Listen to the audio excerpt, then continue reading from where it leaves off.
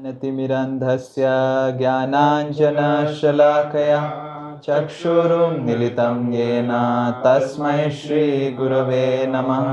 नमो ॐ विष्णुपादाय कृष्णप्रेष्ठाय भूतले श्रीमते भक्तिवेदान्तस्वामिनिति नामिने।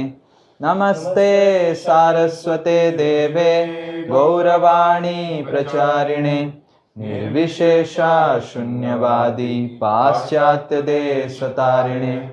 जय श्री कृष्ण चैतन्य प्रभु नित्यानंद श्री अद्वैत गदाधर शिवासादि गौर भक्त वृंद। हरे कृष्णा कृष्णा कृष्णा हरे हरे, हरे राम राम राम हरे हरे। मूकं करोति वाचालं पंगुं लंघायते गिरिं यत्कृपातमहं वन्दे श्रीगुरु दीनतारिणं श्रीपरमानन्दमाधवं श्रीचैतन्यमीश्वरम्। हरे कृष्ण। एक बहुत ही सुंदर श्लोक है श्री कृष्ण के बारे में, जो इस जन्माष्टमी में हम याद कर सकते हैं। श्री कृष्ण शरणं समस्त जगतां कृष्णं बिना का गति। कृष्ण जो है सारे जगत, समस्त जगत के शरण हैं और कृष्ण के बिना कुछ भी गति नहीं है। कृष्णेन प्रतिहन्यते कलिमलं कृष्णाय कार्यं नमः। और कलियुग का जितना प्रभाव है, मल है, जो हमारे हृदय में, हमारे वातावरण में कली सृष्टि करता है, कल्मश सृष्टि करता है, वो प्रतिहन्यते, हन्यते मतलब मारना, प्रतिहन्यते मतलब ऐसे मारना, ऐसे विनाश करना कि नामो निशान मिटा देना। जैसे होता है ना, हमने सुना है कि जैसे आप CID या फिर कुछ तो सीरियल्स पहले आता था, मेरी सिस्टर लोग देखते थे CID, तो उसमें पूरा वो उनका काम ही ऐसा रहता था कि पूरा नामो निशान मिटा देना। तो कृष्ण का शरण, सारा जगत कृष्ण के शरण में है और कृष्ण के बिना कोई गति नहीं है। क्यों गति नहीं है? क्योंकि कलयुग में कृष्ण के बिना कोई गति नहीं है। क्योंकि कलयुग में कली का जो कल्मश है, नाश करने का एक ही उपाय है कृष्ण का शरण लेना।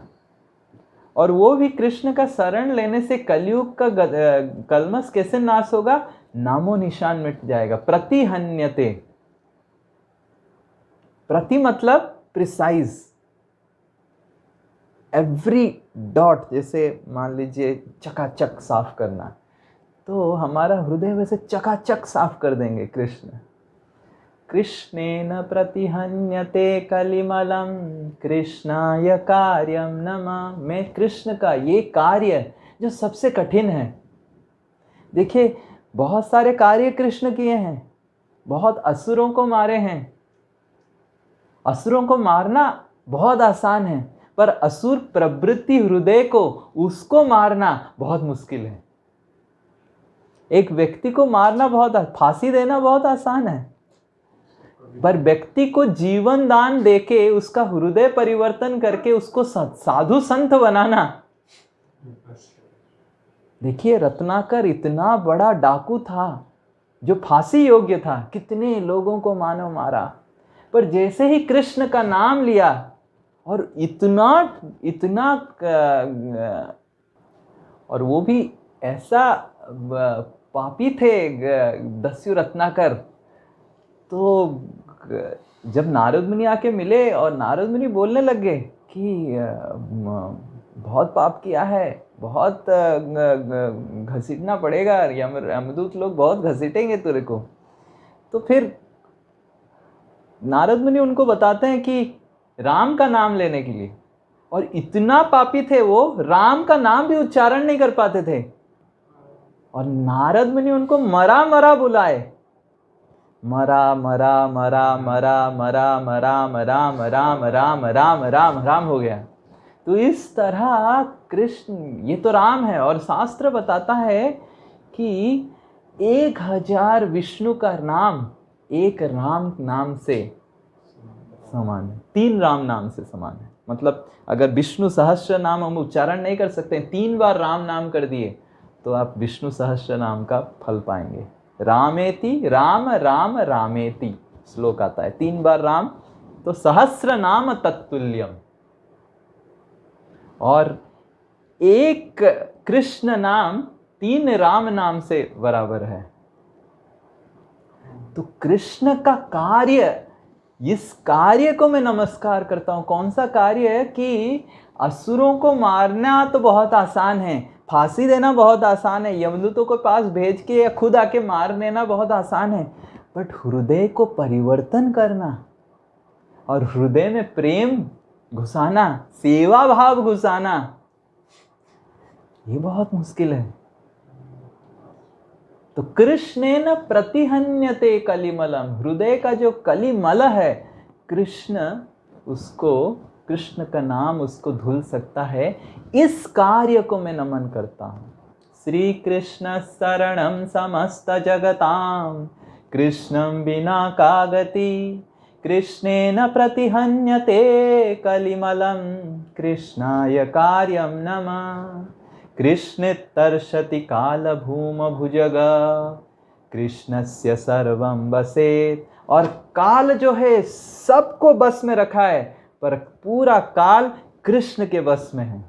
हम देखते हैं कि रास लीला में कृष्ण, एक जो रात था, रात्रि था, गोपियों के साथ नृत्य कर रहे थे, एक रात्रि ब्रह्मा का रात्रि की समान बना दिए थे। ब्रह्मा का रात्रि मतलब 1000 दिव्य युग, एक दिव्य युग मतलब 43 लाख साल, और उसका 1000, फिर आप गणित कर लीजिए, इतना बड़ा रात्रि बना दिए थे भगवान ने। तो कृष्ण तरसति काल भूम भुजग, और काल सबको दर्शन कर दे रहा है, सबको खा ले रहा है। काल सर्प जो मृत्यु के रूप में आता है, और वो मृत्यु भी कृष्ण को, कृष्ण का शरण ले रहा है। कृष्णस्य सर्वम से, सारा ब्रह्मांड, ब्रह्मांड से परे अनंत कोटि ब्रह्मांड सब कृष्ण के वश में है।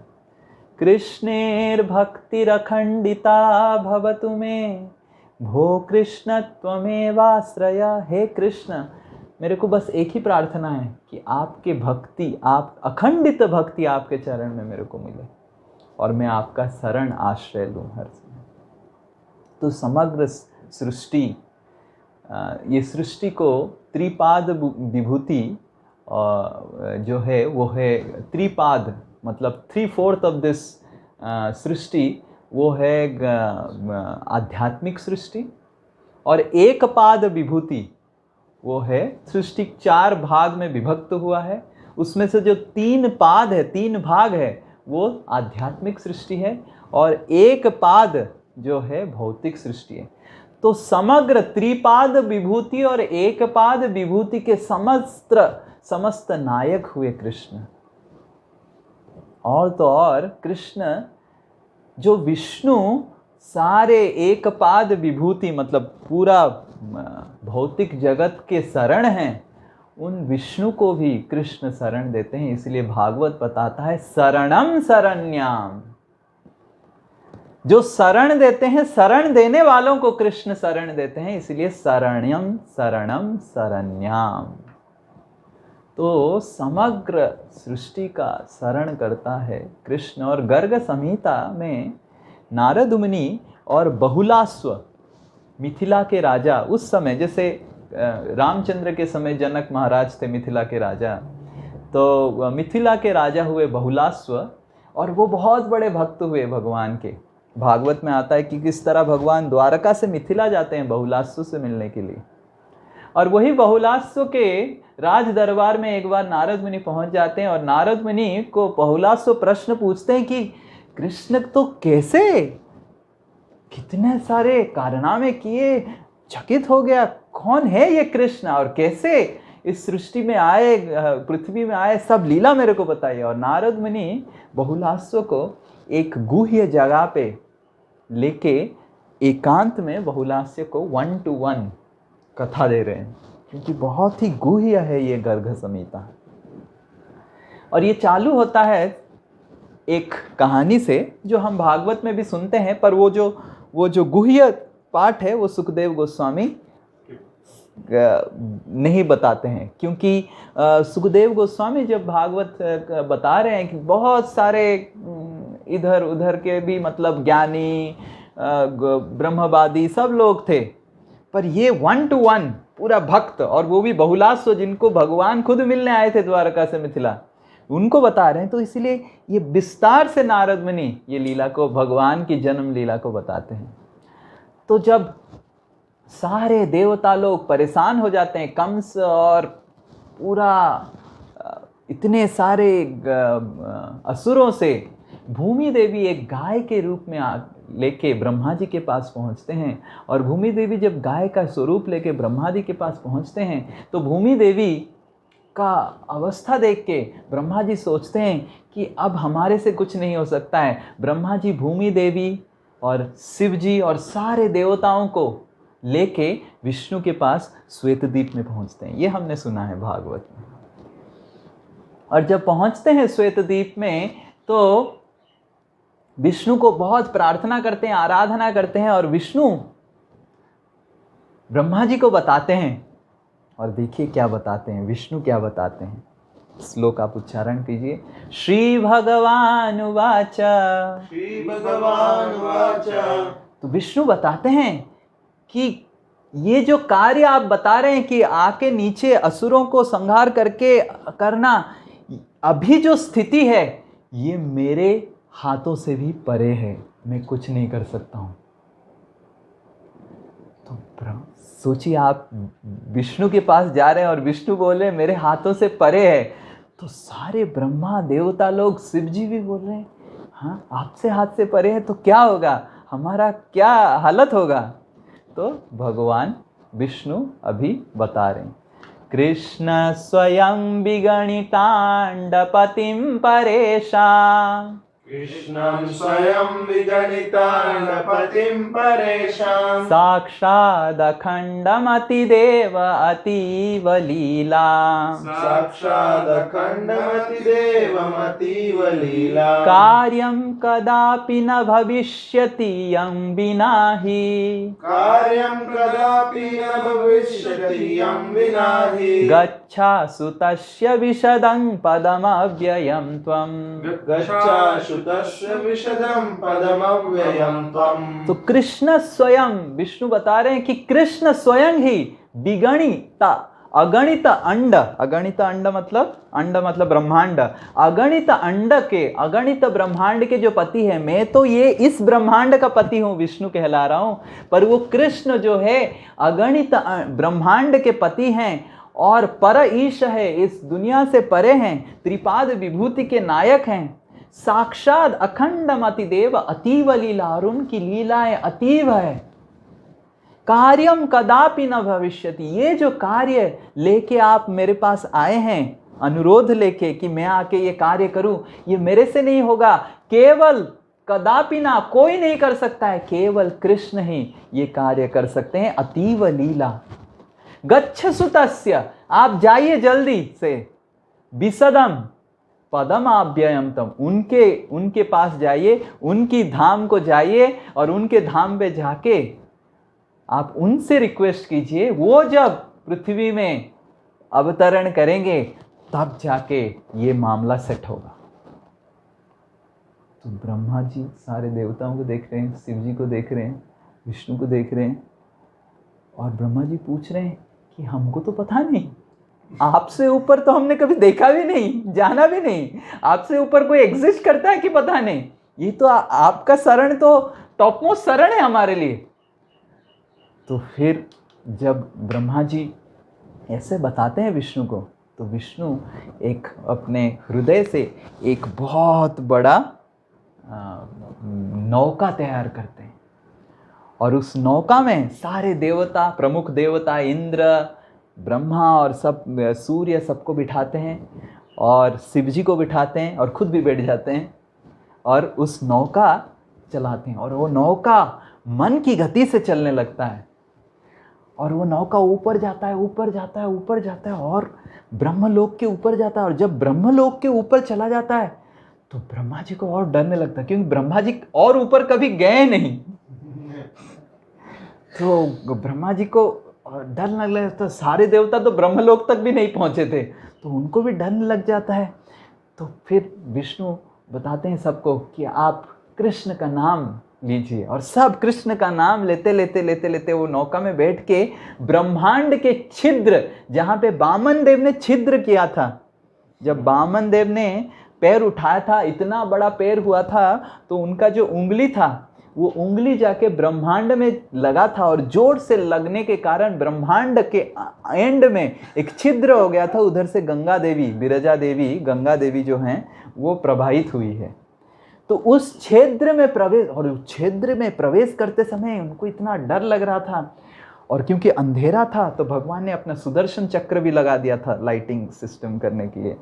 तो और सब कृष्ण का नाम लेते हुए उस ब्रह्मांड के छिद्र में प्रवेश किए, और जैसे ही छिद्र में प्रवेश किए वो देखने लग गए विरजा नदी को, और वो ब्रह्मांड छोटा छोटा छोटा होने लग गया। सब जैसे हम एरोप्लेन में जाते हैं तो सारे, तो और ब्रह्मा जी देख रहे हैं वो ब्रह्मांड दिखाई भी नहीं दिया कुछ समय के बाद। और जैसे ही ब्रह्मांड दिखाई नहीं दिया, इतना अपूर्व आलोक था, तो सारे देवता लोग फिर आंख बंद के हरि नाम करने लग गए, क्योंकि दिखाई, आंखें भी नहीं खोल पा रहे थे और विष्णु स्वयं चला रहे थे। मतलब he was the captain of the boat.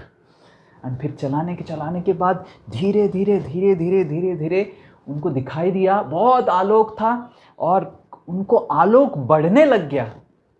और जब बहुत आलोक बढ़ने लग गया तो एक जगह रुक गए विष्णु और सारे देवताओं को बोले दंडवत करने के लिए। और सारे देवता जब दंडवत किए और ऊपर उठे तो देखे शेषनाग को, और शेषनाग के सर के ऊपर ज्योति प्रज्वलित होके एक बहुत बड़ा 1000 पखड़ी वाला एक नगरी देखा उन्होंने। मतलब शेषनाग एक पद्म, ऐसे पद्म है और ऐसे शेषनाग उस पद्म को पकड़े हुए हैं, ऐसे गोलोक वृंदावन है। मतलब सहस्र पखुड़ी, मतलब सहस्र पेटल्स को क्या बोलेंगे, पंखुड़ी। सहस्र पंखुड़ी की एक पद्म था और पद्म को उठाया हुआ है, और ये विरजा नदी है, पद्म को उठाया हुआ है अनंत शेषनाग। और सब दंडवत किए और अनंत शेष को प्रार्थना किए और अनंत शेष सबको स्वागत किए और now they have entered Golok Vrindavan. और जब एंट्री के गेट में खड़े हुए तो तुरंत देखे बहुत सारे लड़कियां खड़े हुए हैं और छड़ी पकड़ के। तो ब्रह्मा जी बोले कि तो ये पूछने लगे आप कौन हैं? तो ब्रह्मा जी बोले हम देवता हैं, ये विष्णु भी आए हैं, मैं ब्रह्मा हूँ, इंद्र है, शिव जी है, और हमको कृष्ण से मिलना है। तो और आपको हैरानी होगा कि इतना बड़ा गोलोक वृंदावन जिसमें टॉप सिक्योरिटी होना चाहिए, इतना पतला सा लड़की एक छड़ी पकड़ के क्या कर सकती है? सोच सकते हैं, सिक्योरिटी सिस्टम भी उस हिसाब से होना चाहिए ना। पर आप कभी भी मत सोचिए कि ये लोग असाधारण, मतलब ऐसे वीक ना, छोटी लड़की पकड़ के छड़ी, ये छड़ी में जो शक्ति है बड़े बड़े ब्रह्मास्त्र में नहीं है। अब पूछो क्या शक्ति है? ये छड़ी जिसके सर के ऊपर स्पर्श कर देता है वो तुरंत एक छोटा लड़की बन जाता है, और उसके बाद ये सारे लड़कियां उसको खूब खटाते हैं, खूब खटाते हैं, खूब खटाते हैं, और सबसे अच्छा पनिशमेंट जो है वो है गोबर का गोईठा बनाते हैं। और वो जब खूब परेशान हो जाता है फिर उसको, फिर अब तुम रहेगा इधर ना, ना ना मेरे को छोड़ दीजिए, तो फिर उसको फिर से छड़ी से मार के फिर से जैसे था वो करके फिर भेज देते हैं वापस। तो ये खतरनाक लोग हैं। और एक बार तो कंस भी पहुंच गया था बरसाना, और कंस जब बरसाना पहुंच गया था, ऐसे ही हो गया था कंस। और कंस जब ऐसे लड़की हो गया तो कंस को बहुत, अब सोचिए कंस है वो, जिसको मारने के लिए देवता लोग कृष्ण के पास पहुंच रहे हैं, विष्णु भी बोल रहे हैं कि मेरे से नहीं होगा, और वो लड़की बन गया। मतलब किस बिरादरी के हैं इनके छड़ी। मैं तो चाहूंगा इनका छड़ी से थोड़ा लग जाए हाथ तो हमारा भी गोलोक वृंदावन में प्रवेश हो जाएगा। कुछ भी करने के लिए तैयार हूँ, गैंठा भी बना दूंगा, कुछ प्रॉब्लम नहीं। बट ये कंस बना 6 महीना, फिर रो रो के फिर कंस को फिर वो छोड़ दिए। तो इसलिए कंस भेजता था वृंदावन दूसरे असुरों को, खुद नहीं आता था, क्योंकि डर घुस गया था ब्रजमंडल के बारे में, फिर से लड़की बन जाऊंगा, बाप रे।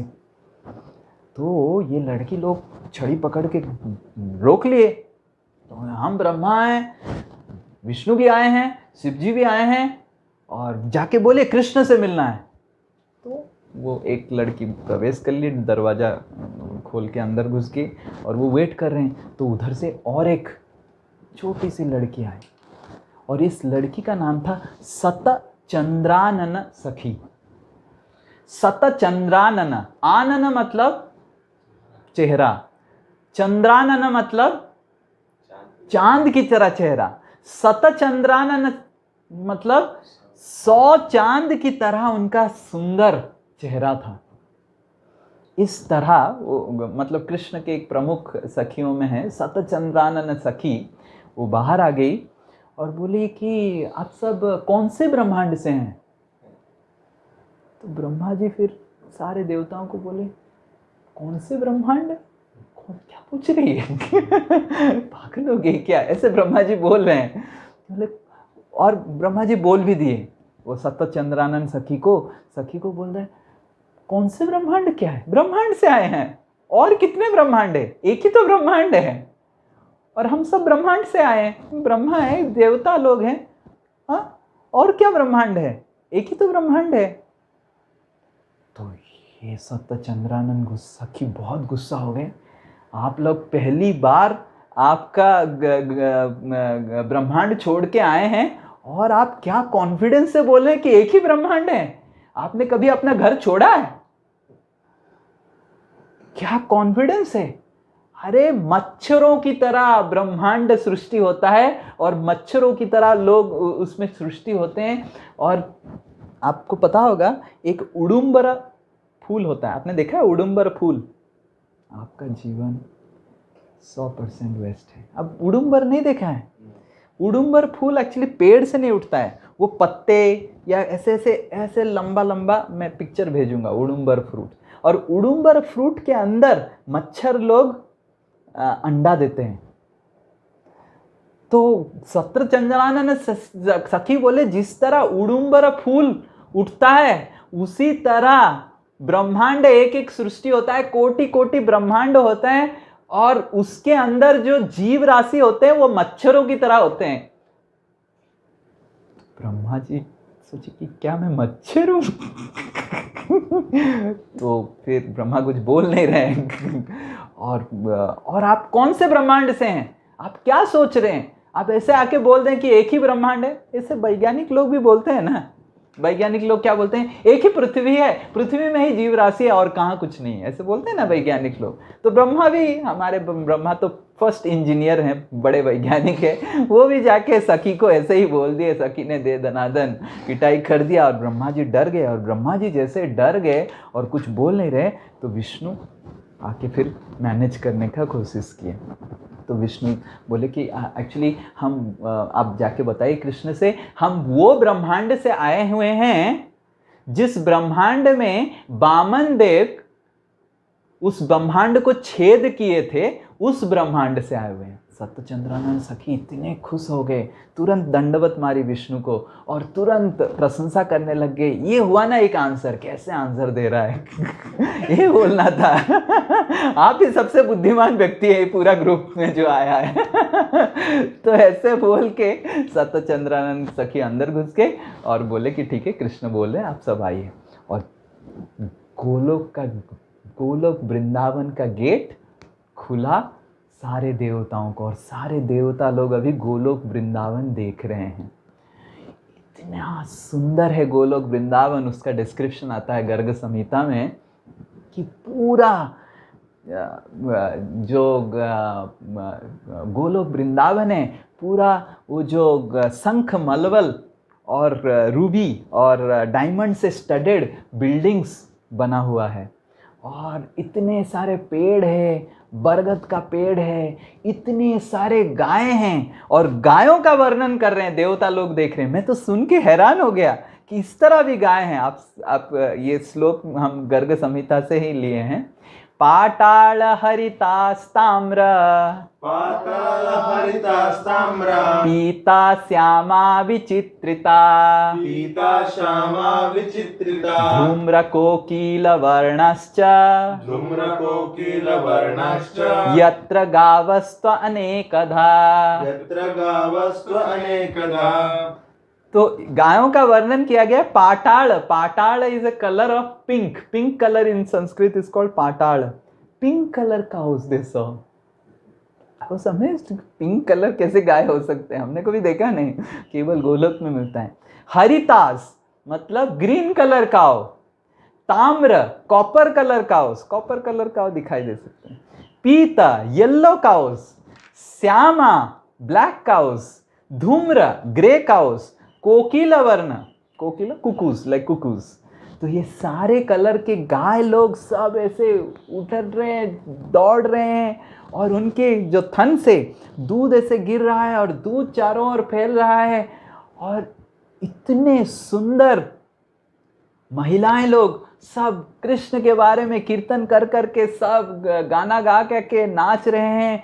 सखाओं को देखा, सखियों को देखा, और इतना सुंदर मनोहर परिवेश। फिर गोवर्धन को देखा, यमुना नदी को देखा। सब देखते हुए विष्णु सारे देवताओं को खुद हाथ पकड़ते हुए लेके फिर एक जगह पहुंचते हैं जहाँ पे एक नगरी है। It's like a house, but the house is designed in such a way, it's a city, एक शहर जैसा है जहाँ पे 1000 कमल की फिर से एक पखुड़ी है। फिर उसके ऊपर मतलब 3 टायर सिटी, उसके ऊपर 16 पखुड़ी का एक सिटी है, उसके ऊपर 8 पखुड़ी का एक सिटी है, और उसके ऊपर सिंहासन है, कृष्ण का सिटी है।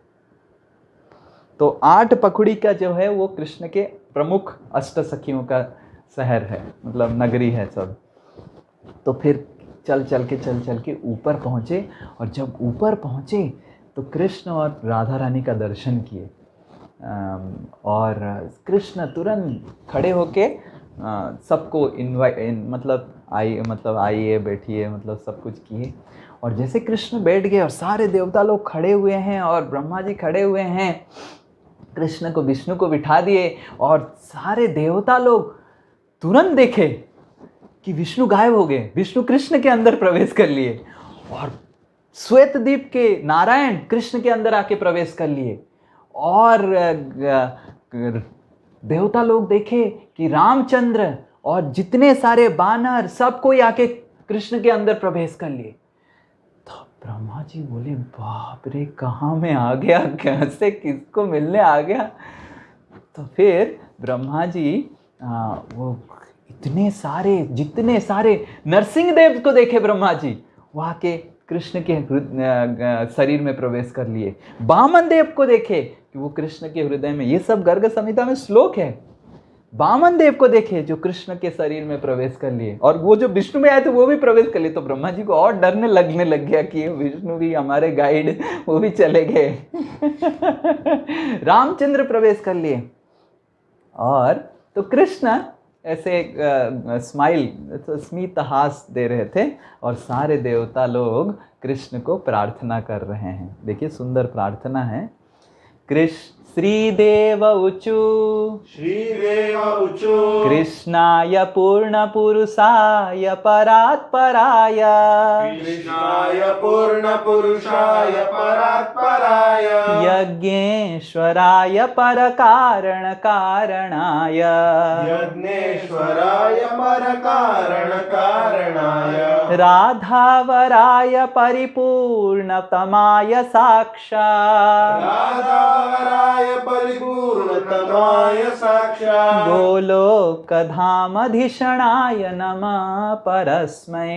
गोलोकधामधिषणाय नमः परस्मै। हे कृष्ण आप पूर्ण पुरुष है। विष्णु इज पुरुषोत्तम, पर कृष्ण देखिए क्या लिखा है, राधावराय परिपूर्णतमाय साक्षात। कृष्ण पूर्ण पुरुष, विष्णु पूर्ण पुरुषोत्तम है, पर कृष्ण क्या है, परिपूर्ण पुरुषोत्तम है। He is complete of the complete. क्योंकि विष्णु जिनमें 60 कलाएं दर्शन करते हैं विष्णु, पर कृष्ण 64 कलाएं दर्शन करते हैं। So Krishna is the supreme person, परिपूर्ण। और देवता लोग प्रार्थना करने लगे, और एक प्रार्थना और देवता लोग जो बहुत ही, ये पूरा गर्ग संहिता में अध्ययन किया, सबसे सुंदर प्रार्थना ये है, ये जो प्रार्थना है, यो राधिका हृदय सुंदर चंद्रहारा। यो राधिका हृदय सुंदर चंद्रहारा। श्रीमती राधा रानी का हृदय एक चंद्र की तरह है, सुंदर है। और सुंदर हृदय, राधा रानी का सुंदर हृदय में आप एक चंद्रमाला की तरह है। श्री गोपिका नयन जीवन मूलहारा। श्री गोपिका नयन जीवन मूलहारा। सारे गोपियों का नयन के आप जीवन हैं। गोलोक धाम अधिषण ध्वजादिदेव। गोलोक धाम अधिषण ध्वजादिदेव। और गोलोक धाम की आप आदि देव हैं, ध्वजा हैं, फ्लैग हैं। सत्वं विपत्सु विबुधान परिपाहि पाहि। सत्वं विपत्सु विबुधान परिपाहि पाहि। हमको रक्षा कीजिए, हमको रक्षा कीजिए, पाहि पाहि। ऐसे देवता लोग प्रार्थना किए। और जब देवता लोग प्रार्थना किए, कृष्ण बोले कि मेरे को सब पता है। फिर विष्णु भी फिर आ गए सीन में, तो मेरे को सब पता है और मैं जरूर अवतरण करूँगा। तो जैसे ही कृष्ण बोले कि मैं जरूर अवतरण करूँगा, राधा रानी बहुत डर गई। और राधा रानी को डरती हुई देखे कृष्ण बताए कि आप भी चलिए हमारे साथ। ना मैं नहीं जाने वाली हूँ, गोवर्धन नहीं है, जमुना नहीं है, गोलोक नहीं है, मैं कैसे जाऊँगा। तो कृष्ण बताने लगे सब चलेंगे, आप भी चलिए। और तुरंत उधर ही कृष्ण गर्ग संहिता में बताता है, अलोकेट कर देते हैं कौन क्या बनेगा, सब रोल एलोकेशन हो जाता है। और बोलते हैं कि लक्ष्मी रुक्मिणी बन जाएगी, विरजा कालिंदी बन जाएगी, गंगा देवी मित्रविंदा बन जाएंगे, और शिव जी आपकी पत्नी पार्वती को जाम्बवती बना दीजिए इस बार। तो ऐसे, और तुलसी तुम सत्या बन जाओ। और पूरा सब रोल बना देते, जैसे ड्रामा होता है ना। हम जैसे उस दिन हम मीटिंग कर रहे थे, पूरा एग्जैक्टली आप पढ़ेंगे तो लगेगा जन्माष्टमी ड्रामा मीटिंग हो रहा है। और ब्रह्मा जी सारे देवता बोलते हैं कि अरे ये सब तो अलोकेट कर दिया, हमारे लिए भी कुछ है क्या। तो ब्रह्मा जी फिर प्रार्थना करते हैं कि कृष्ण को कि हम क्या करें, आप तो आ जाएंगे, हमको कुछ सेवा है। मान लीजिए पूरा ड्रामा अलोकेशन हो गया और आप मीटिंग में आपको कुछ सेवा नहीं मिला, तो हम क्या करें। तो ब्रह्मा जी वैसे प्रार्थना करते हैं कृष्ण को कि हम क्या करें। तो कृष्ण बताते हैं कि आप रुक्मिणी के पुत्र प्रद्युम्न और प्रद्युम्न के पुत्र होके आप पैदा होइए, और सारे देवताओं को बोलिए यदुकुल में पैदा होने के लिए, और हम सब एक साथ लीला करेंगे और सारे असुरों को तो ऐसे ही मार देंगे, और हम आ रहे हैं। सो कृष्णा इज कमिंग। सो जब कृष्ण अवतरण करते हैं, ये एक ड्रामा की तरह है, और हर लीला में कृष्ण अलग अलग रोल अलग अलग को देते हैं। जैसे इस उधर ही एलोकेशन हो जाता है कि कौन क्या बनेगा, कैसे बनेगा, कहाँ आएगा, कैसे आएगा। और जन्माष्टमी उत्सव मतलब ये कृष्ण की ड्रामा में प्रवेश होने का उत्सव। तो कृष्ण जब अवतरण किए तो समग्र विष्णु सारे जो जिनके विस्तार से सारे विष्णु, महाविष्णु, बलराम जी जिनके विस्तार हैं, वासुदेव, सारे वैकुंठ लोक में सहस्र सहस्र अनंत कोटि वैकुंठ लोक है, उनके नारायण के विस्तार हैं कृष्ण। तो वो अवतरण करते हैं और अनेक अनेक लीला करते हैं, जैसे हम सुनेंगे आगे जाके जन्माष्टमी कथा में। तो एक लीला का वर्णन करूंगा मैं। एक बार आपने सुना होगा कि रास लीला के समय कृष्ण अदृश्य हो गए थे, और जब अदृश्य हो गए तो गोपी लोग इतने परेशान थे कि गोपी गीत गाने लग गए, वो सब आ गए। तो गर्ग संहिता में बताते हैं, तो गोपी लोग सब गोपी गीत गा के जब कृष्ण फिर से आ गए तो गोपी लोग पूछे कि क्यों आप कहाँ चले गए थे। तो कृष्ण बताए कि पुष्कर द्वीप में एक बहुत बड़े ऋषि, हंस ऋषि, वो ध्यान मग्न थे, समुद्र के अंदर ध्यान कर रहे थे और इतना तपस्या कर रहे थे, मेरा नाम ले रहे थे। और गोपी लोग हंसने लग गए, तेरा नाम ले रहे थे आपका क्यों नाम लेंगे और तपस्या कर रहे थे। और एक बहुत बड़ा मछली आया और उनको निगल गया, और फिर और एक बड़ा मछली आया, उस मछली को भी निगल गया। मैं एक्चुअली मछली को काट के ऋषि को फिर से उद्धार करके मैं आपट इतना कष्ट कर सेवा था, इसलिए मैं थक गया था, इसलिए श्वेत द्वीप में जाके थोड़ा रेस्ट लिया शेषनाग के ऊपर, फिर आगे। गोपी लोग इतना हंसे कि तुम इधर ही था चुप के कहीं वृंदावन में, और तुम ऐसे बोल रहे हो हमको, कैसे झूठे हो आप, ऐसे कैसे हो सकता, हम कैसे विश्वास करें आप कि आप विष्णु के शेषनाग के ऊपर जाके सो के आए। तो अभी दिखाओ कि आप शेषनाग के ऊपर सो के आए, तो अभी सब दिखाओ, अगर इतना बड़े हैं आप दिखाओ। तो उधर तुरंत जैसे ही गोपी लोग बोलते हैं, तुरंत राधा रानी जंप मारते हैं और कृष्ण तुरंत विष्णु होके लेट जाते हैं और तुरंत शेषनाग आ जाते हैं। और वो जो जगह है तुरंत उधर बिरजा नदी, मिल्क ओशन, श्वेत सागर बन जाता है। और जैसे ही ये सब देखते हैं, राधा रानी तुरंत जंप मार के कृष्ण के चरण में के पास पहुंच जाते हैं और लक्ष्मी जी बन जाते हैं, और सारे गोपी लोग विष्णु सहस्त्र नाम गाते हैं। और ये जो लीला गर्ग संहिता बताता है, शेष साई करके एक जगह है कोसी के पास, वृंदावन में हुआ था। और नारद मुनि बहुलासु को बोलते हैं ये जगह बहुत ही पवित्र है, और ये जगह श्वेत द्वीप से अभिन्न है। जब हम वृंदावन यात्रा नेक्स्ट टाइम जाएंगे तो ये शेष साई विष्णु का दर्शन करेंगे जो गोपी लोग दर्शन किए थे। तो इसका मतलब ये है कि कृष्ण विष्णु के स्रोत हैं। एक बार और एक विवाद है काम्य वन में, गोपी लोग बोलते हैं कि तुम बंदर जैसा हरकत क्यों करता है, और क्यों करता है, रीजन ये है, कारण ये है क्योंकि तुम बंदरों के साथ बहुत घुलता मिलता है, बंदरों को खाना देता है, बंदरों के साथ चोरी करता है, बंदरों को हर वक्त ध्यान करता है, बंदरों को सहायता करता है। और जिसके साथ रहेंगे, man is known by the company he keeps, ऐसा हमने सुना था। जैसा संग वैसा रंग और ऐसा ढंग, तुम्हारा रंग और ढंग पूरा बंदर, काला तो तुम है ही बंदर। हनु बंदर देखा है ना, एक बंदर पूरा काला होता है, तो लंगूर की जैसा तुम शकल ही है और लंगूर की जैसा हरकत करता है तुम। और तुम जब तक ये बंदरों से तुम रिश्ता तोड़ेगा नहीं, तुम्हारा उद्धार नहीं होगा, तुम अच्छा नहीं बनेगा। फर्स्ट इज कुसंग त्याग करना पड़ता है। ये तो हम भी बताते हैं भक्तों को तो गोपी लोग भी कृष्ण को बता रहे हैं ABCD हम बताते हैं ना, association, books, chanting and diet तो पहले तुम्हारा जीवन उद्धार होगा जब तुम ये सब कुसंग त्याग करेगा। पर हमको पता नहीं चल रहा है कि इतना अच्छा तुम्हारे सखा लोग हैं, इतने सारे लोग हैं, तुम सब मिलके ये बंदरों से क्यों इतना आसक्त, तुम्हारा क्यों है इतना बंदरों से। तो कृष्ण गंभीरता से बताते हैं, आपको पता नहीं, पिछले जन्म में मैं जब अवतार ग्रहण किया था रामचंद्र बन के, तो मेरी पत्नी का अपहरण हो गया था। रावण रूपी एक राक्षस ने मेरे पत्नी को अपहरण कर दिया था। तो फिर से शादी कर लेना था। और तुम कब रामचंद्र बना? और एक पत्नी से तुम इतना असक्त क्या हो गया? तुम तो क्या है तुम्हारा? क्या बोल रहे? पागल हो गया क्या? तो बोला नहीं। और ये बंदर लोग की सहायता से मैं अपनी पत्नी को उद्धार किया और बहुत बड़ा सेतु बनाया समुद्र के ऊपर।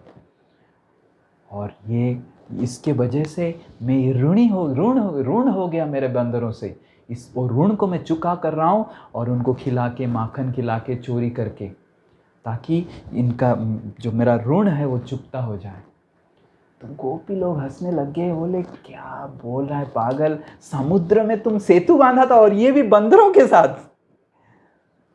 तुम इस काम्यवन की इस छोटी सी तालाब के ऊपर अगर सेतु एक बना दो पत्थर का, तब हम सोचेंगे कि तुम इतना बड़ा समुद्र में सेतु बांधा था।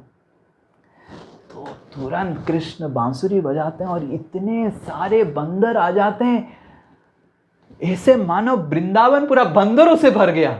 और गोपी लोगों को इतना डर लगता है, वो सब एक जगह जाके बैठ जाते हैं कि क्या। और बंदर लोग ऐसा ऐसा जगह से पत्थर लेके आके तालाब में डालने लगते हैं और सेतु बनाते हैं, और तैरने लग जाता है पत्थर।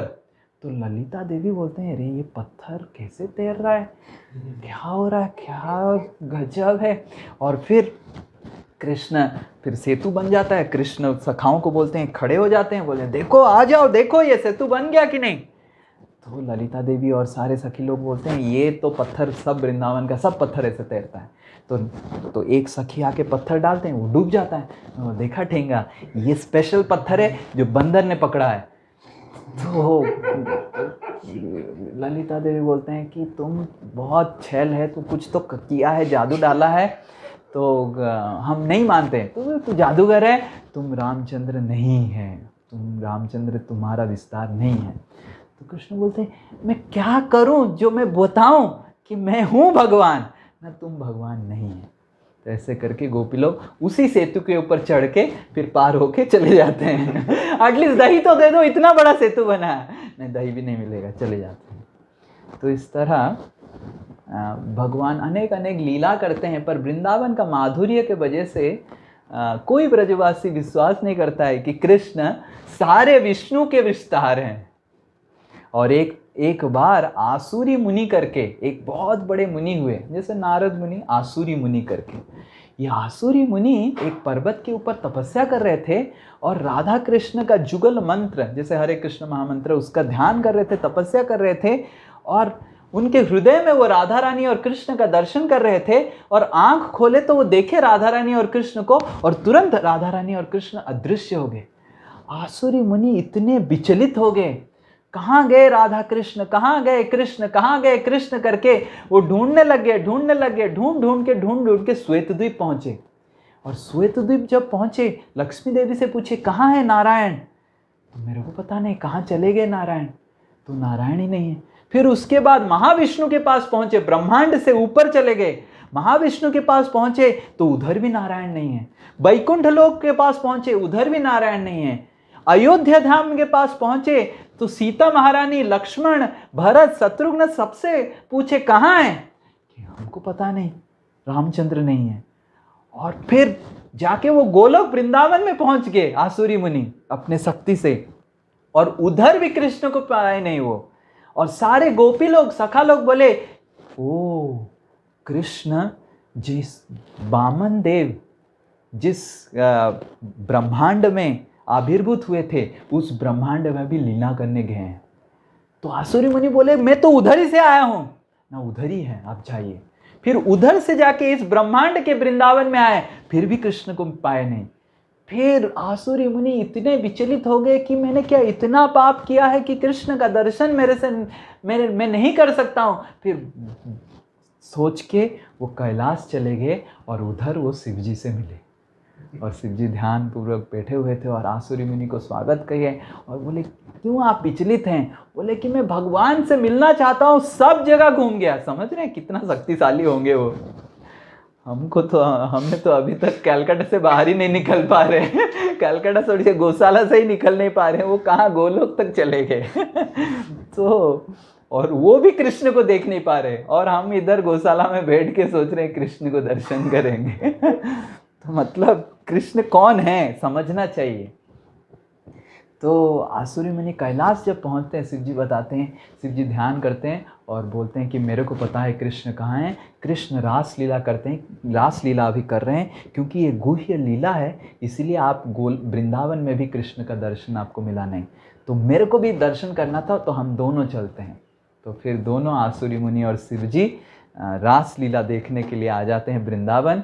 और पहुँचते पहुँचते शाम के समय रात्रि हो जाता है, और सारे सखी लोग रोक देते हैं कि कहाँ जाएंगे, ना हम रास लीला देखेंगे। रास लीला के एंटरटेनमेंट है क्या, तो आप देखने आ गए ऐसे नहीं कोई देख सकता है। तो फिर आसुरी मुनि बोले नहीं, शिव जी है ना, जो भी हो शिव जी हो तो क्या हुआ, तो ऐसे नहीं देख सकते हैं। तो कैसे क्या करें ना, आप मानसरोवर में जाइए, स्नान कीजिए, आप जब गोपी बन जाएंगे तब आपको प्रवेश मिलेगा। तो दौड़ से जाके आसुरी मुनि और शिव जी डुबकी लगाते हैं, और डुबकी लगा के दौड़ के आ जाते हैं, पहुंच जाते हैं। और फिर सखी लोग इतने हंसते हैं, साड़ी ऐसे ऐसे ऐसे करके हंसने लग जाते हैं। शिव जी बोला क्या हो गया, क्यों हंस रहे हैं इतना। फिर ललिता देवी लेके जाते हैं, और कृष्ण भी हंसने लगते हैं। और आसुरी मुनि फिर शिव जी को देखते हैं अरे ये तो सांप तो रह ही गया कॉस्ट्यूम में साड़ी के साथ सांप तो वही दर्शन गोपेश्वर महादेव, गोपीश्वर महादेव करके अभी भी वृंदावन में उसी जगह पे जहाँ पे रास स्थली में शिव जी दर्शन देते हैं। ये साड़ी पहनी हुई एक लड़की है जिनके गर्दन में एक सांप है। तो जो गर्ग संहिता में ये कहानी आता है, और शिव जी और आसुरी मुनि खूब सुंदर कृष्ण का प्रार्थना करते हैं, फिर वापस आ जाते हैं मानसरोवर में डुबकी करके। फिर आसुरी मुनि बन जाते हैं, शिव जी फिर से शिव जी जाके कैलाश चले जाते हैं, नहीं तो पार्वती देवी गुस्सा हो जाएंगे, हरे कृष्ण। तो फिर वापस आ जाते हैं। और ब्रह्मा जी भी जब सारे गोप बालों को चुराए थे, तो ब्रह्मा जी ने भी कृष्ण का दर्शन किया था। कृष्ण ब्रह्मा जी को सारे विष्णु उनके शरीर से सारे विष्णु हो गए, विस्तार होके सारे गोप बालक कृष्ण के ही विस्तार थे। और ब्रह्मा जी जब देखे चतुर्भुज सारे नारायण वो कृष्ण के शरीर में प्रवेश कर रहे हैं, तो इससे हम समझ सकते हैं कि कृष्ण कैसे पूरा जगत, पूरा सृष्टि के नायक हैं, और विष्णु भी उनके विस्तार है। पर ये सब लीला समझाने के बाद सुखदेव गोस्वामी पूरा भागवत के अंत में एक लीला बताते हैं, जिस लीला से पूरा कंफर्म्ड हो जाता है कि विष्णु कृष्ण के विस्तार हैं। तो सुखदेव गोस्वामी लीला बताते हैं द्वारका से। ये लीला कुरुक्षेत्र युद्ध से जस्ट पहले हुआ था द्वारका में। तो द्वारका में एक बार की बात है कि सुखदेव गोस्वामी बताते हैं भागवत में कि एक ब्राह्मण चित्कार करने लग गया कि मेरा बेटा मर गया, मेरा बेटा मर गया। बेटा बस पैदा हुआ था और गुजर गया, मेरा बेटा मर गया। कैसे राजा है द्वारका में, कैसे कृष्ण है, कैसे उग्रसेन है, मेरा बेटा मर गया। और चित्कार करने लग गया, ये राजा कैसे है। और वैदिक समय में ऐसे होता था कि राजा अगर कुछ गलती करता था, प्रजाओं को भुगतना पड़ता था। तो ब्राह्मण चित्कार करने लग गया, जरूर हमारे राजा उग्रसेन कुछ पाप किए होंगे, इसीलिए हम सब भुगत रहे हैं, नहीं तो मेरा बेटा कैसे गुजर सकता है। तो पहला बेटा गुजर गया, दूसरा बेटा गुजर गया, तीसरा बेटा गुजर गया। और हर वक्त जब बेटा गुजरता था, छोटा बच्चा पैदा होगा, कहाँ गुजर जाएगा। और फिर उसको लेके ब्राह्मण द्वारका नगरी के सामने, कृष्ण के प्रासाद के सामने, सुधर्म सभा के सामने चित्कार करते थे। और वसुदेव, प्रद्युम्न, अनिरुद्ध सब आके रक्षा करने की कोशिश किए, सब फेल हो गए। ऐसे ऐसे हो के 8 पुत्र वो ब्राह्मण के गुजर गए और कोई रक्षा नहीं कर पाया। ये सोचिए द्वारका नगरी में ऐसे हो रहा है। और जब नवम पुत्र होने का था, पुत्र होने से पहले उस समय अर्जुन द्वारका में थे। और अर्जुन बोले क्या बात कर रहे हो, मैं शिव जी को हराया हूं और मैं खुद खड़ा रहूंगा और जरूर रक्षा करूंगा और दिखा दूंगा कि आपका बेटा कभी मरेगा नहीं। तो ऐसे अर्जुन ने शपथ लिया और ब्राह्मण बोले, अरे थोड़ा तो कदर कर, कृष्ण ने बचा नहीं पाया मेरा बच्चा, ये कृष्ण का नगरी है। उग्रसेन नहीं बचा पाए, अनिरुद्ध, प्रद्युम्न, वासुदेव, संकर्षण सब इधर हैं, कोई नहीं बचा पाया, और तुम क्या बचाएगा? कृष्ण का भक्त कृष्ण से भी बड़ा होता है, अर्जुन बताए और मैं जरूर रक्षा करूंगा, तुम देखना। तो ब्राह्मण बोलते ठीक है, जब समय आएगा मैं इन्फॉर्म कर दूंगा। तो उधर अर्जुन रुकते हैं। उसके बाद समय जब आता है तो ब्राह्मण की पत्नी रात से पहले ही बता देते हैं कि उनका जब लेबर पेन चालू होता है, अर्जुन को बुला के लाओ, अर्जुन को बुला के लाओ। ब्राह्मण जाते हैं, अर्जुन को बुलाते हैं और अर्जुन पूरा वो ब्राह्मण की घर को, कुटिया को पूरा अपने शस्त्र से मंत्र उच्चारण करके ढक देते हैं। और अर्जुन खड़े रहते हैं और खड़े रहते हैं। कुछ जैसे ही बच्चा का आवाज़ सुनता है अर्जुन बहुत खुश हो जाते हैं, देखो बच्चा पैदा हो गया। आवाज़ तो अंदर से आ रहा था और तुरंत उबान हो जाता। जैसे ही उबान हो जाता, चित्कार, वो ब्राह्मण की पत्नी चित्कार, हाय हाय हाय हाय, मेरा बच्चा गायब हो गया। और 8 पुत्र जब हो रहे थे तो गायब नहीं हो रहा था, इस बार तो गायब ही हो गया, मतलब एटलीस्ट शरीर तो रुक रहा था। तो अर्जुन बोले, अरे पहला 8 पुत्रों का तो एटलीस्ट शरीर था, अभी तो शरीर भी नहीं है, कहाँ गया?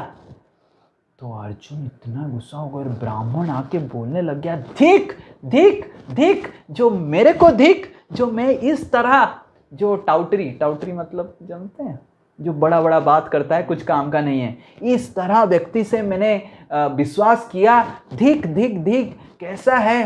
तो अर्जुन को बहुत खराब लगा, समझ रहे हैं जो शिव जी को हराए हैं उनको अगर ऐसे कोई बोलेगा। तो अर्जुन तुरंत चले गए, इंद्रपुरी गए, यमपुरी गए, सारे देवताओं को पुरी हुए, सूर्य लोक गए, सब लोक में जाके ढूंढे, कहीं पे भी वो बच्चा नहीं मिला। तो अर्जुन फिर वापस निराश होके आ गए और बोले, मैं ही मिला ना, मेरे को पता था। अरे इधर कृष्ण ने जिसका रक्षा नहीं कर पाया, तुम क्या करेगा, तुम क्या पागल जैसा है। तो अर्जुन उस समय अग्नि प्रज्वलित करते हैं उसमें सुसाइड करने के लिए, क्योंकि वो तो शपथ किए थे, एक क्षत्रिय का शपथ था वो। तो कृष्ण उस समय आके अर्जुन को बताते हैं कि कुछ मत करो, हम चलो अभी चलते हैं। तो कृष्ण अपने रथ में अर्जुन को बिठाते हैं और रथ ऊपर चलने लगता है और चल के पूरा ये सप्तद्वीप पृथ्वी लोक से ऊपर उठ के लोकालोक वर्ष की तरह जाता है। लोकालोक वर्ष एक है, लोकालोक माउंटेन पर्वत है, जिस पर्वत के ऊपर सूर्यदेव अपना रथ चला रहे हैं। तो ब्रह्मांड ऐसा है, ब्रह्मांड के बीच में ऐसे सर्कल है और उस सर्कल के ऊपर पर्वत है, पर्वत के ऊपर ऐसे सूर्यदेव रथ चला रहे हैं। तो ब्रह्मांड के उस साइड सूर्यदेव का आलोक नहीं है, तो उसके उस पार गए, और उस पार जब गए पूरा इतना अंधकार था। कृष्ण फिर अपना सुदर्शन चक्र को लाइटिंग के लिए लगा दिए अपने रथ के सामने। तो सुदर्शन चक्र पूरा अंधकार को भेद करके कृष्ण ब्रह्मांड के बाहर लेके चले गए। अर्जुन तो बोले, बाप रे, कहाँ मैं आ रहा हूँ। तो ब्रह्मांड को भेद करके पूरा ब्रह्म ज्योति के पास जब आए तो अर्जुन आंख बंद कर दिए, क्योंकि आंख देख नहीं पा रहे थे, और ब्रह्म ज्योति को भेद करके एक सुंदर लोक में आए, एक द्वीप में आए, बिरजा नदी जिसके ऊपर महाविष्णु रहते हैं। तो उसके अंदर एक द्वीप में आए और इस द्वीप में महाविष्णु लोक में आए, और महाविष्णु कृष्ण और अर्जुन को स्वागत किए, और अर्जुन तुरंत दंडवत करने लगे कि कहाँ मैं आ गया, मेरा दोस्त क्या बड़ा आदमी है। तो महाविष्णु कृष्ण को बोलने लगे कि मैं आपका दर्शन के लिए इतने अभिलाषी था, ये भागवत में आता है, मैं आपका दर्शन के लिए इतना अभिलाषी था कि इसीलिए मैंने ये सारे पुत्रों को, ब्राह्मण के पुत्रों को अपहरण किया था, प्लीज़ आप ले लीजिए, और आपका दर्शन, आप दोनों का दर्शन करके मैं कृत्य हो गया। तो फिर अर्जुन बच्चे को पकड़ लिए, 8 बच्चे को, वैसे ही छोटे छोटे 8 बच्चे थे वैसे से, और आके ब्राह्मण को द्वारका में तुरंत आके द्वारका में दे दिए। द्वारका में ब्राह्मण इतना आनंदित हो गया कि जय हो किया, बहुत सेलिब्रेशन हुआ, सब कुछ हो गया। फिर अर्जुन सोचने लगे कि ये महाविष्णु खुद के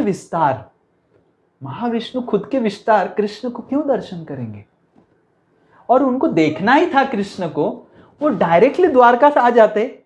अगर कृष्ण उनके नगरी जा रहे हैं तो वो भी कृष्ण के नगरी आ पाएंगे, वो क्यों द्वारका नहीं आए? और वो ब्राह्मण के बच्चों को चुराने का हरकत क्यों किए? ऐसा कोई हरकत करता है, ठीक है, आप आके देख लिए, और ऐसा हरकत क्यों किए? वो ऐसे अर्जुन सोच रहे हैं।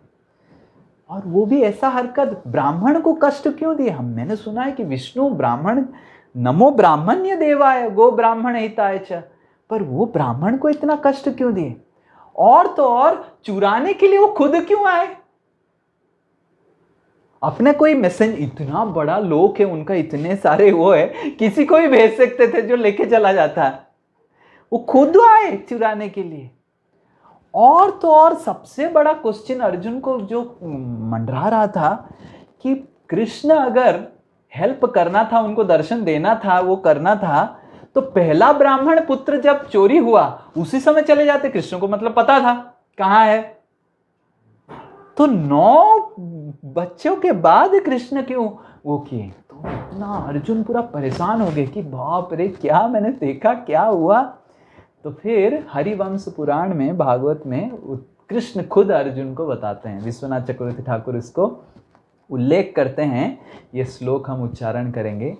मद्दर्शनार्थं ते बाला हृतस्तेन महात्मना। मद्दर्शनार्थं ते बाला, हे अर्जुन, कृष्ण बता रहे हैं मेरे दर्शन की अभिलाषा से महाविष्णु ने चुराया था बालकों को। बाला हृतस तेन महात्मना। विप्रार्थम एष्यते कृष्णो मत्समीपम न चान्यथा। क्योंकि उनको पता था कि विप्र लोगों को, ब्राह्मण लोगों को कृष्ण मैं इतना पसंद करता हूं, इतना प्रेम करता हूं कि अगर ब्राह्मण के जीवन में कुछ गड़बड़ हुआ तो जरूर वो उसको सुलझाने के लिए वो आएगा कृष्ण जरूर, और मैं उस समय दर्शन कर लूंगा। तब फिर अर्जुन पूछने लगे कृष्ण से कि अगर ऐसा है, मेरा मन में दूसरा प्रश्न ये है कि अगर आपका दर्शन के अभिलाषी थे तो आप फिर पहला जब पुत्र चला गया तो उस समय क्यों आपने गए नहीं? तो कृष्ण फिर बताते हैं अर्जुन को कि I am not obliged to Vishnu. I am not obliged, क्या बोलेंगे हिंदी में? मैं विष्णु को मेरा दर्शन देने के लिए बाध्य नहीं हूं। और मेरे को जब लगा कि चोरी किए हैं ब्राह्मण मेरा दर्शन के लिए, मैं ब्राह्मण की पुत्र चोरी हुआ, ब्राह्मण के लिए उधर वैकुंठ नहीं गया उनको दर्शन देने के लिए, इसीलिए पहला बच्चा नहीं हुआ। पर जब तुमको देखा कि तुम अभी सुसाइड करेगा, तुम्हारे लिए मैं वो उनको दर्शन देने के लिए गया। अब सोचिए कि कृष्ण को अगर हमको प्राप्त करना है तो एक ही उपाय है, कृष्ण के भक्तों का करीब बन जाना। ब्राह्मण को भी सहायता करने के लिए भगवान बोले हैं कि मैं ब्राह्मण के लिए नहीं गया हूं, नहीं तो मैं पहला पुत्र जब गया उसी समय चला जाता, दर्शन करके आ जाता। पर जब तक तुम्हारे ऊपर प्रॉब्लम नहीं हुआ, तुम्हारे लिए मैं वैकुंठ गया और उस बच्चों को भी उद्धार किया, महाविष्णु को दर्शन भी दिया। क्योंकि मैं बाध्य नहीं हूं विष्णु से मेरा दर्शन देने के लिए। वो विष्णु देखने आएंगे और मैं जाऊंगा, ऐसा नहीं है। और ना कि विष्णु इधर आ सकते हैं मेरा दर्शन करने के लिए बिना कुछ काम का। तो इसीलिए विष्णु जी को भी पता था कि बिना काम का इधर मैं नहीं आ सकता हूं। तो इसीलिए कृष्ण जो हैं विष्णु उनसे विस्तार किए हैं और पूरा ब्रह्मांड का देखभाल करने के लिए। और कृष्ण को कोई बाध्य नहीं कर सकता है, सिर्फ उनके भक्त। उनके भक्तों के बिना, उनका भक्तों का आश्रय बिना लेके हम कृष्ण की कृपा को आकर्षित कर ही नहीं सकते। देखिए, महाविष्णु कृष्ण को आकर्षित नहीं कर पाए, ब्राह्मणों को कष्ट देके भी वो आकर्षित नहीं कर पाए, पर जब अर्जुन को कष्ट हुआ तब कृष्ण बोले अभी मेरे को जाना है। ऐसा नहीं कि हमको भक्तों को कष्ट देना है, पर हम अगर भक्तों के करीब बन जाएंगे, भक्तों के हृदय के करीब बन जाएंगे, भक्तों का सेवा करेंगे, उसी से ही हमको कृष्ण का कृपा मिल सकता है। महाविष्णु भी कृष्ण की कृपा, कृष्ण का दर्शन के लिए अभिलाषी हैं। और हम मंदिर में राधा गोविंद, राधा रमन जी का दर्शन कर रहे हैं और सेवा कर रहे हैं। हम सोच रहे हैं ठीक है, राधा रमन जी का दर्शन किया। महाविष्णु को भी राधा रमन जी का दर्शन नहीं मिल रहा है, उनको क्या क्या कांड करने पड़ रहा है। और हम राधा रमन जी का दर्शन करते हैं और सोचते हैं कि ठीक है, राधा रमन जी की जय हो। हमारा क्या सौभाग्य है कि राधा रमन जी का, राधा गोविंद जी का हम दर्शन कर रहे हैं, उनका सेवा कर रहे हैं। जो महाविष्णु को जो सेवा नहीं प्राप्त हो रहा है, और ये केवल श्रील प्रभुपाद और कृष्ण के जो अनुयायी हैं, श्रीमती राधा रानी और उनके अनुयायियों की कृपा के वजह से है। तो हमको गुरु वर्गों का कितना प्रार्थना करना चाहिए, आराधना करना चाहिए, क्योंकि हमको जो भाग्य, सौभाग्य मिला है वो महाविष्णु को भी नहीं मिल रहा है। वो भी लालायित है कृष्ण का दर्शन करने के लिए, कृष्ण का सेवा करने के लिए, और हमको ऐसे ही चीपली, मतलब we are getting it for free because of mercy of guru, because of mercy of Shrimati Radha Rani. And हमको लग रहा है ठीक है, चलेगा। तो कृष्ण का दर्शन, कृष्ण का सेवा, कृष्ण का जुगल हरि नाम, भगवान का जो हरे कृष्ण महामंत्र, ये जो सौभाग्य हमको मिला है, हमको समझना चाहिए महाविष्णु को भी वो सौभाग्य प्राप्त नहीं हो रहा है भागवत के अनुसार। भागवत अमल पुराण है, सुखदेव गोस्वामी बता रहे हैं, तो ये इसको हमारा विश्वास होना चाहिए। तो ये जो जन्माष्टमी उत्सव है, ये श्रीमती राधा रानी खुद आयोजन कर रहे हैं। अब जैसे बर्थडे मनाने के लिए जिनको आप प्रेम करते हैं, तो उनका बर्थडे आप मनाते हैं। तो श्रीमती राधा रानी कृष्ण को प्रेम कर रहे हैं, और श्रीमती राधा रानी खुद ये जन्माष्टमी महोत्सव आयोजन कर रहे हैं। और अगर हम अपने हृदय पूर्वक जन्माष्टमी में भाग लेंगे, भगवान का सेवा करेंगे, भगवान का नाम लेंगे, भगवान का लीलाओं का श्रवण करेंगे, भगवान को प्रार्थना करेंगे हृदय पूर्वक, तो श्रीमती राधा रानी के हृदय के करीब हम बन जाएंगे। जन्माष्टमी में अगर हम हृदय पूर्वक भगवान के लीलाओं में, जन्माष्टमी की सेवा में भाग ले रहे हैं, तो हम राधा रानी के करीब बन जाएंगे।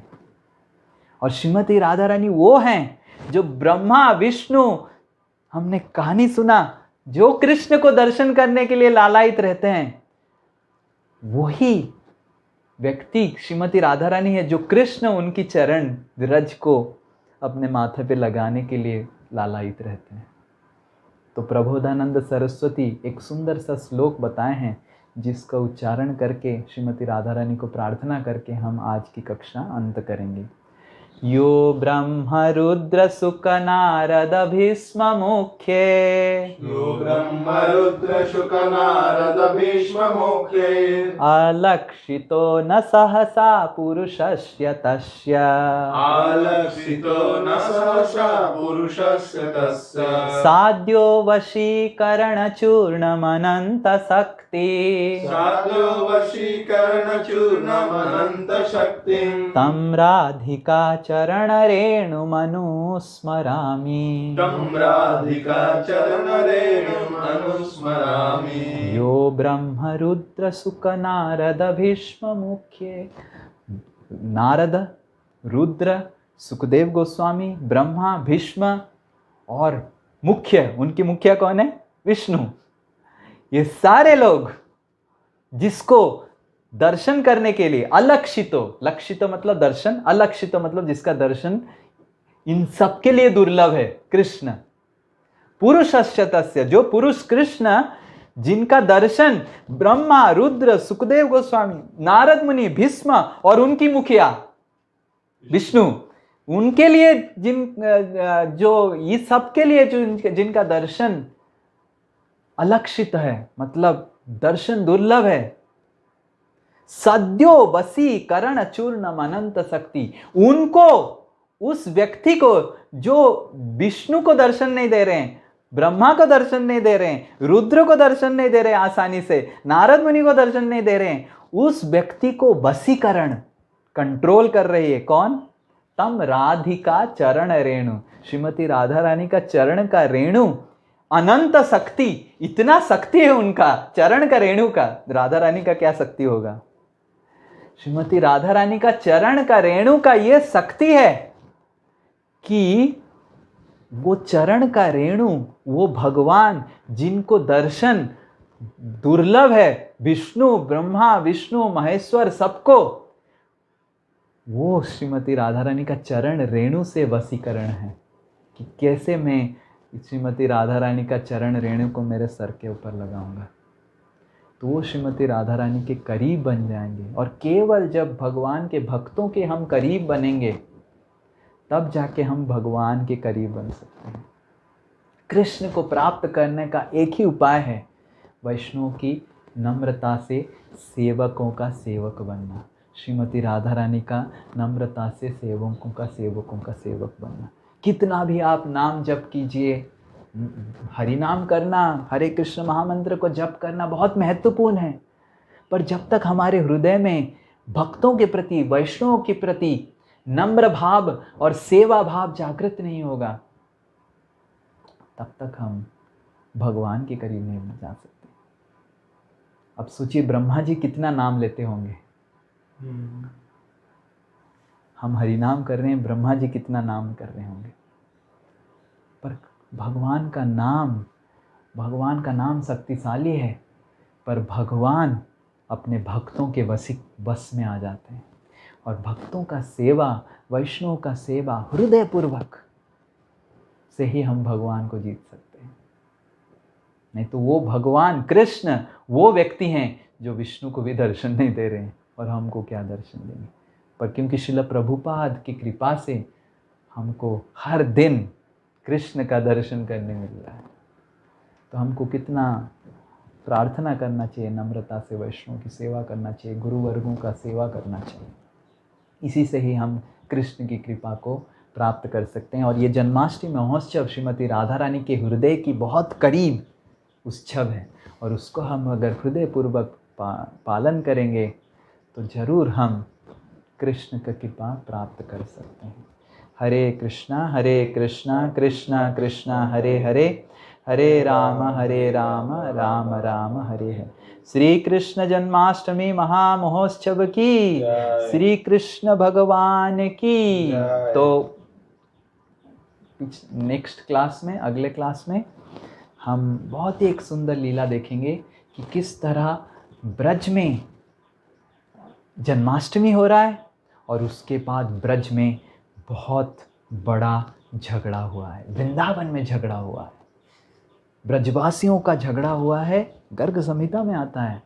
और ब्रजवासी लोग झगड़ा करके बोल रहे हैं नंद महाराज को, हम आपको ब्रज से निकाल देंगे। नंद महाराज को ब्रजवासी लोग धमकी दिए हैं, आपको हम ब्रज से निकाल देंगे। तो अगर आप ये लीला सुनना चाहते हैं, कैसे हुआ था, क्यों हुआ था, आप जरूर परसों आ जाइए। हरे कृष्णा। जय श्रील प्रभुपाद की। हरे कृष्ण।